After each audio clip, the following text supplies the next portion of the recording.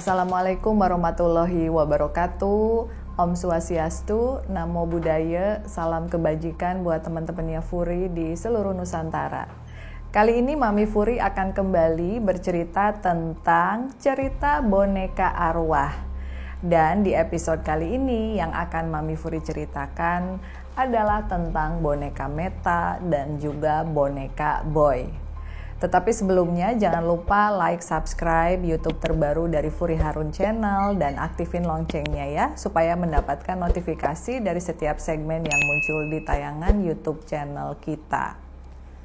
Bagi kalian penggemar boneka arwah juga bisa DM ke Instagram Furi Harun. Oke. Yang pertama Mami Furi ceritain Boy dulu deh. Nah, waduh, permennya nggak pernah lepas ya. Nih, permennya tuh selalu ada. Jadi biasanya Mami suruh Mbak ganti 3 hari atau 1 minggu sekali buat Boy.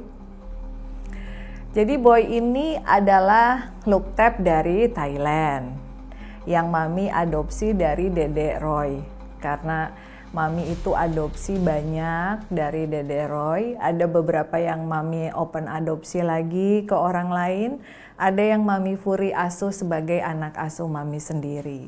Di antaranya adalah Boy yang Mami asuh sendiri. Karena si Boy ini anaknya lucu gitu ya.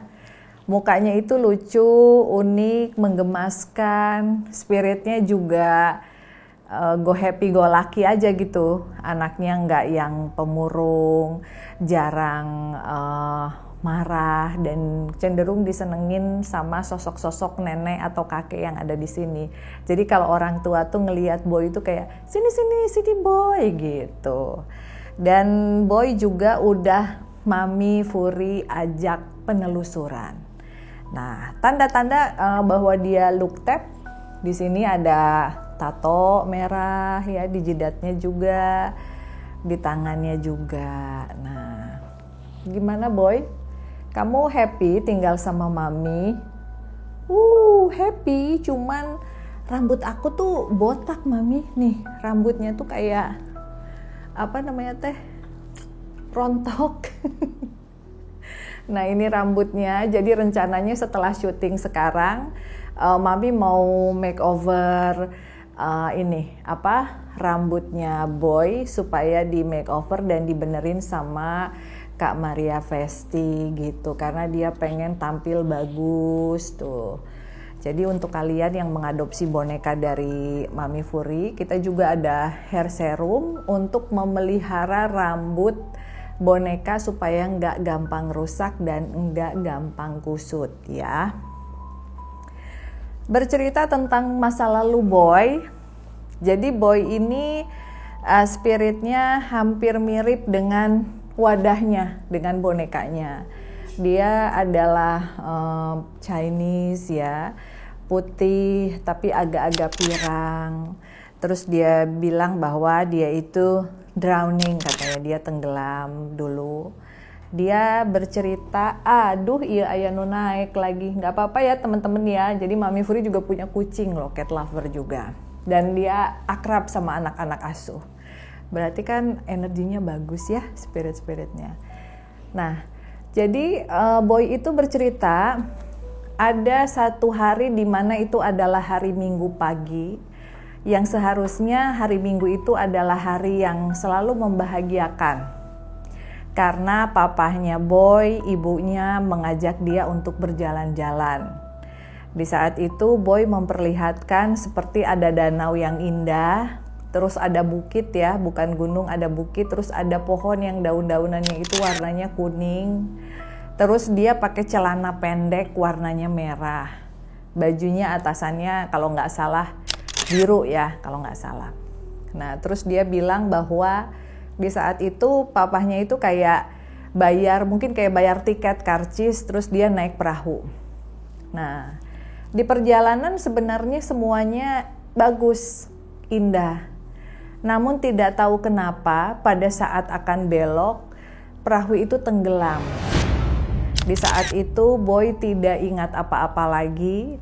Yang dia ingat, dia cuma berjalan di kegelapan, terus akhirnya dia menemukan cahaya terang. Ada seorang biksu yang badannya kurus ya, kepalanya gundul. Kalau biksu kan kepalanya botak, tapi di belakangnya itu ada sosok Dewi Kuan Yin yang mendampingi si biksu tersebut. Terus boy itu ngedatengin dia dan seperti ditarik. Nah, dia bilang di dalam kehidupannya cuman itu yang dia ingat.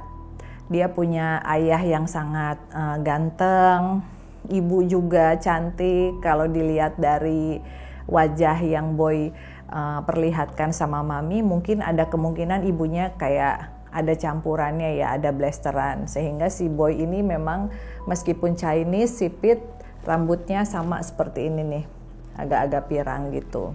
Nah, boy suka tanya sama Mami Furi, Mami Furi bisa cari mamah papahnya boy nggak? Terus Mami Furi bilang, enggak, Mami Furi nggak bisa cari. Kecuali kalau boy mungkin bisa menunjukkan atau memberitahu Mami siapa nama ayah dan ibu boy semasa hidup gitu. Kalau dari ceritanya boy, dia sendiri nggak paham setelah perahunya terbalik dan tenggelam, dia merasa masuk ke air itu, dan dia mendengar teriakan ibunya dan ayahnya memanggil dia. Dia nggak paham apakah ayah ibunya itu masih hidup, apakah mereka selamat atau tidak, dan dia juga udah lupa itu ada di tahun berapa.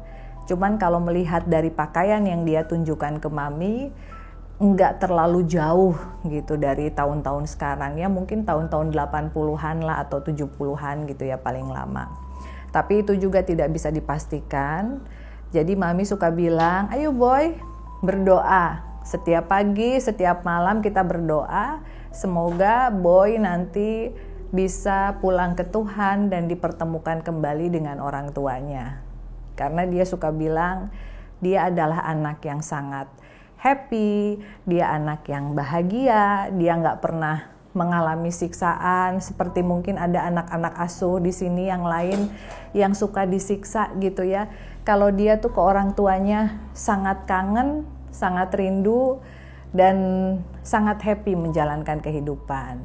Ya mudah-mudahan kita doain teman-teman boy bisa bertemu dengan orang tua aslinya nanti di kehidupan yang selanjutnya gitu ya. Dan pengalaman waktu syuting di Gunung Sindur, dia tuh sebenarnya happy banget ya, diajak keluar terus explore. Sebelumnya kan boy lebih sering ada di rumah gitu kan. Nah terus dia bilang, oh ternyata di gunung itu ada sosok Dewi Ular, oh ada sosok buaya putih Ki Bodas gitu. Semuanya baik, tapi memang ada satu sosok Mami yang kayaknya tuh marah ngelihat aku, dikiranya aku ini orang Jepang. Nah sosoknya kalau diceritakan sama Kak Dilan ya, karena waktu itu kita penelusuran sama Kak Dilan, dia ini kayak mau diburu sama tentara Indonesia yang benci sama tentara Jepang. Mungkin dulunya pada saat peperangan Jepang melawan Indonesia gitu ya. Nah pada saat Mami ambil boy yang lagi ketakutan, terus Mami bilang, boy ini adalah Luktep dari Thailand dan dia bukan anak Jepang. Barulah si spirit itu mundur dan akhirnya pergi ya gitu. Cuman ya keinginannya boy hanya ingin rambutnya di makeover supaya lebih ganteng dan lebih handsome, tapi untuk tanda-tanda pemblessingan dan lain sebagainya akan kita biarkan seperti ini. Nah itu dia cerita dari boy, dan kita sekarang akan beralih ke Meta. Nah udah ya boy. Oke Meta. Nah jadi sama seperti boy, Meta ini juga Mami oper adopsi dari Dede Roy. Dia juga Luktep. Nah, di sini ada tatonya meskipun sedikit. Jadi Luktep tato itu beda-beda tempatnya ya, tergantung pemblessingannya ini. Pada saat pertama kali datang, yang menarik dari sosok Meta itu, dia tuh anaknya jutek gitu. Jutek, tegas, terus dia kayak punya dunia sendiri, dia nggak pengen diganggu. Mungkin karakternya sedikit mirip sama Ponpan gitu ya, pemberani juga gitu. Jadi Mami tuh kalau ngelihat sosok spirit anak kecil yang petantang petenteng, terus jutek tuh seneng gitu, kayak tantangan tersendiri. Nah tapi memang kaki kanannya itu terluka. Jadi kemarin pada saat Meta masuk ke badannya Nyai Sabrina itu secara otomatis kaki kanannya itu dia naikin ke kursi, kayak patah gitu kakinya. Terus Mami bilang, tanyain dong ke Meta, tapi dia nggak mau cerita waktu ada di badannya Nyai Sabrina. Akhirnya setelah pulang baru Mami minta izin dan sekarang Meta mau diceritakan. Jadi kalau Meta bercerita tentang masa lalunya dia ini bukan Chinese ya, tapi kayak orang Thailand asli yang agak-agak eksotik gitu, kulitnya coklat tapi cantik gitu, matanya bulat. Dia bilang dia itu memiliki keluarga yang sangat makmur dan berkecukupan. Mungkin kalau di desanya dia di Thailand, itu bisa dibilang bapaknya itu salah satu tuan tanah. Ibunya juga suka kirim-kirim buah, terus juga sayuran kayak gitu, kayak punya usaha di rumahnya gitu ya. Banyak pegawainya berlalu lalang, ada tukang panggul, ada ibu-ibu dan lain sebagainya. Nah, tetapi dia bilang ada orang yang tidak menyukai ayahnya. Mungkin karena ayahnya ini merasa dia adalah orang yang kaya, berkuasa, jadi penyampaiannya memang agak sombong, agak ketus. Dan kalau bicara kepada bawahan atau pegawai itu memang kasar gitu. Jadi Meta bilang dia nggak paham waktu itu, dia cuman ingat itu adalah tanggal 13. Dia bilang, tapi harinya dia lupa, tahunnya juga dia nggak ingat. Di hari itu malam-malam dia mendengar ada keributan di kamar tidur ayah dan ibunya. Seperti ada orang bertengkar. Saat itu sudah malam, waktu menunjukkan pukul 9 dan dia sedang diasuh sama pengasuh. Pengasuhnya itu udah nenek-nenek ya, udah agak tua lah. Lagi cerita gitu, terus dia tuh kaget dan dia dipeluk sama si nenek itu. Dia dipaksa untuk diam aja di sini, tidak boleh ke kamar ayah ibunya, tapi si Meta ini maksa. Saya mau tahu ada apa di kamar ayah dan ibu saya, kenapa ibu dan ayah teriak-teriak. Meskipun sudah dilarang oleh nenek tersebut, nenek pengasuhnya, tapi Meta tetap lari keluar kamar dan naik ke lantai atas. Dia melihat ada pegawai-pegawai ayahnya yang memukuli ayahnya dengan kayak batu gitu ya, tapi agak panjang lah, nggak tahu deh itu kalau di Thailand namanya apa. Sampai ayahnya ini udah jongkok terus minta ampun dan lain sebagainya, tetap dipukulin. Nah, awalnya si orang yang memukuli itu, yang adalah pegawai ayahnya, itu tidak mau melukai Meta. Tapi karena Meta mendekati ayahnya, dia nggak mau ayahnya disakitin, akhirnya si benda itu mukul tepat ke kaki kanannya Meta, sehingga Meta itu kayak patah kakinya. Terus si Metanya teriak-teriak, akhirnya semuanya dibunuh. Dan sempet juga Mami lihat kayak Meta lemparin meja ya, mejanya seperti ini. Makanya pada saat datang ke tempatnya Mami, dia suka ngelihat meja. Dia bilang, Mami bisa nggak aku duduknya di lemari atau di kursi aja, karena aku nggak suka kalau lihat meja gitu, kayak trauma. Nah setelah itu dia meninggal dan dia tidak tahu, tidak paham apa yang terjadi kepada ayah dan ibunya. Ya. Terus dia suka bilang kalau di sini dia harus berbagi dengan anak-anak asuh yang lain, tapi dia happy, dia nggak ngerasa sendiri. Dia juga seneng diajak penelusuran ya, sudah bisa berkenalan sama Nyai Sabrina.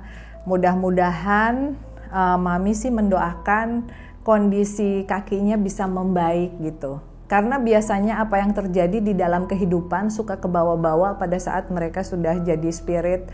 Dia suka ngerasa malu kalau diledekin sama anak asuh yang lain, kayak kaki kamu kenapa sih kok kayak gitu.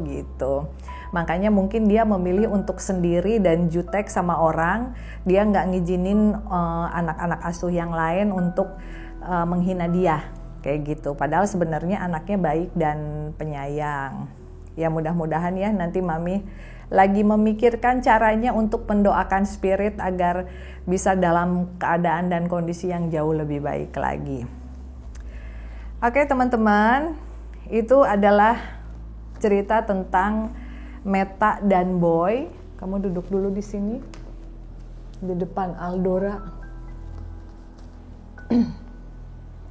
Nah, jadi banyak di antara spirit-spirit ini yang mengalami kejadian-kejadian yang kurang mengenakan di dalam kehidupannya. Ya, Mami Furi selalu mendoakan para adopter juga agar bisa membimbing, mengasuh, mendoakan anak-anak asuhnya. Terus juga anak-anak asuh di sini tidak akan tinggal selamanya bersama Mami, tapi bisa pulang ke Tuhan, bisa mendapatkan tempat yang lebih baik lagi, kayak gitu. Buat kamu yang memiliki banyak pertanyaan tentang spirit dolls, kalian bisa follow Instagram Furi Harun atau Boneka Furi Harun account. Dan Mami juga punya Facebook ya, jangan lupa di follow Facebook Furi Harun Official, TikTok Furi Harun Official. Kalau di TikTok Mami lebih banyak bercerita tentang pemandian dan makam gitu.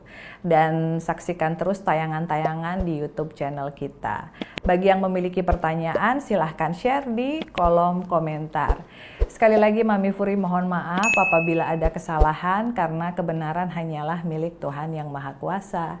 See you on the next episode. Bye-bye.